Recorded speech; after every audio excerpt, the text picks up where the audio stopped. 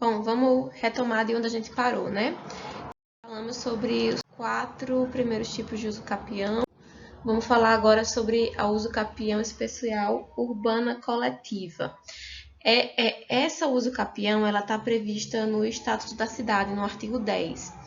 Ela fala de a possibilidade de não uma pessoa, uma família, um grupo pequeno de pessoas usa o capi, mas de um coletivo de pessoas de baixa renda. Vocês percebem a diferença? Então, eu tenho um conglomerado, um ajuntamento, um conjunto de pessoas que é de baixa renda, que está ocupando um imóvel urbano, não é rural, não é sítio, não é fazenda, não é terra para plantar. É lugar para morar, é um imóvel urbano. Eles estão lá vivendo, esse coletivo de pessoas, e esse imóvel ele extrapola a metragem de 250 metros quadrados. Por que é importante essa observação? Porque se extrapola os 250 metros quadrados, não dá para ser uso capião urbano, que é aquele último que a gente viu agora há pouco. É um tipo especial, por isso que é o uso capião especial urbano coletivo. Ele é especial porque ele é um coletivo de pessoas e ele é possibilitado num imóvel que extrapola o limite de 250 metros quadrados. Então, você tem um imóvel urbano de mais de 250 metros quadrados, que é ocupado por um grupo de pessoas, por um coletivo de pessoas, e essa posse se dá há pelo menos 5 anos, de maneira ininterrupta. Essas pessoas vêm possuindo este imóvel ininterruptamente, sem interrupções há 5 anos.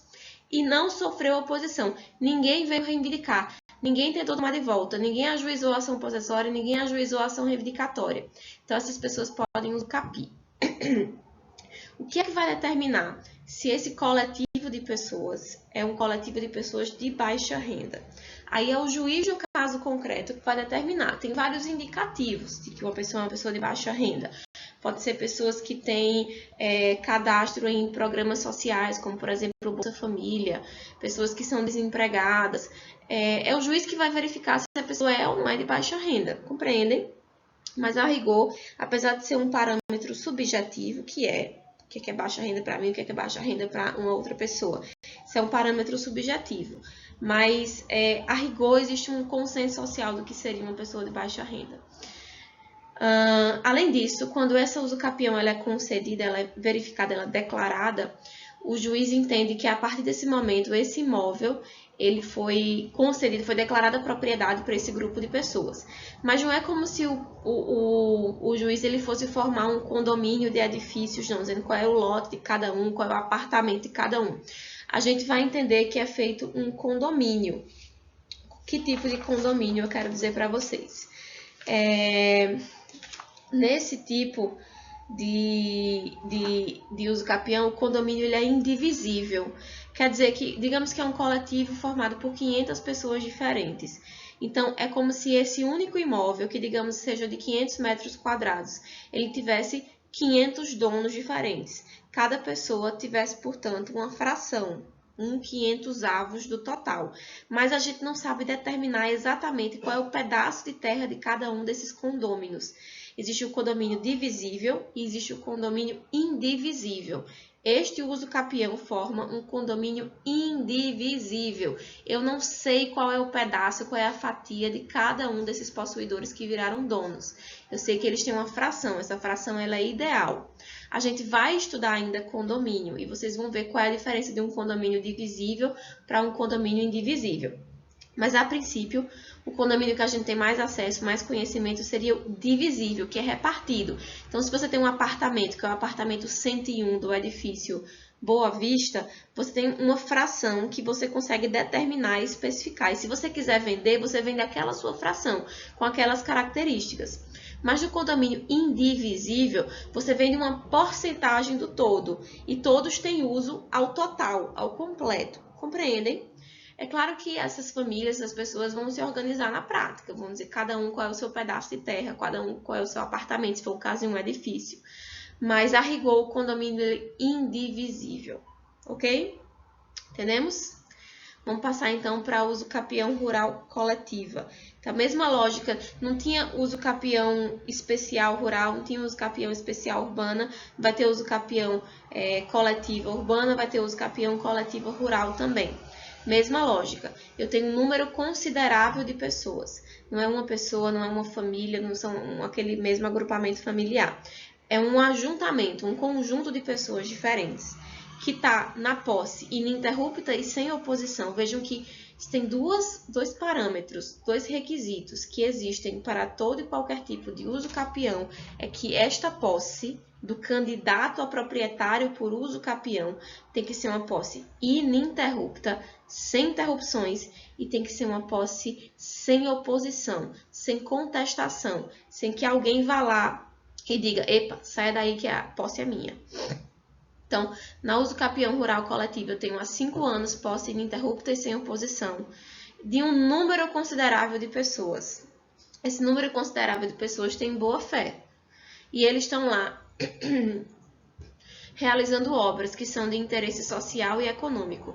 Que tipo de obras de interesse social e econômico? Estão plantando, estão colhendo, estão produzindo. Aquela terra que era improdutiva, agora está produzindo riqueza, está devolvendo para a sociedade. E o que é isso, se não a proteção da função social da propriedade?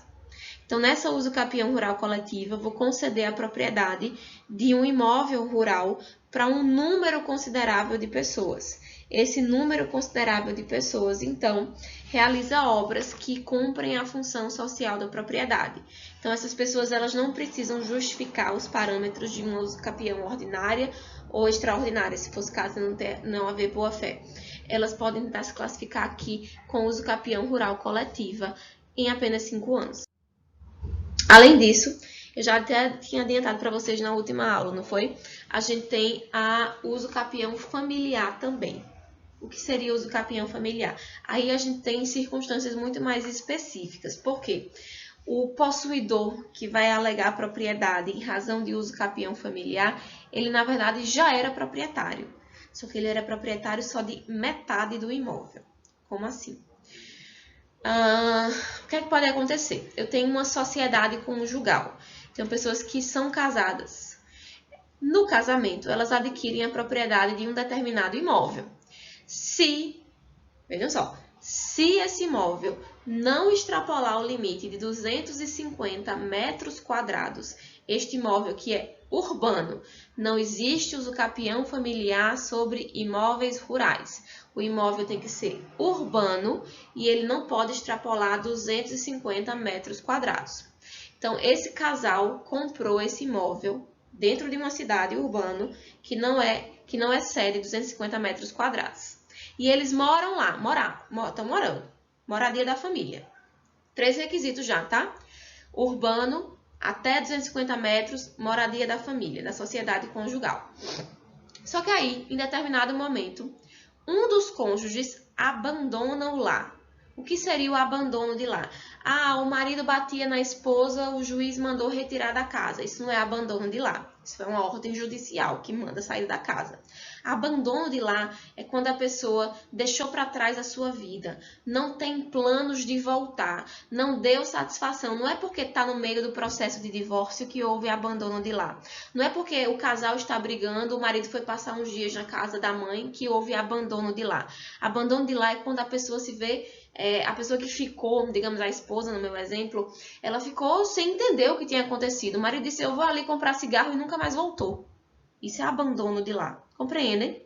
Então, se o esposo, nesse momento, nesse exemplo, abandona o lar, e esse abandono se dá por pelo menos 2 anos, então, já se acumulou o tempo de 2 anos, pode ser mais de 2 anos, mas pelo menos 2 anos, é concedida para a esposa a uso capião familiar. Se ela pedir, claro, tem que ajuizar a ação de uso capião.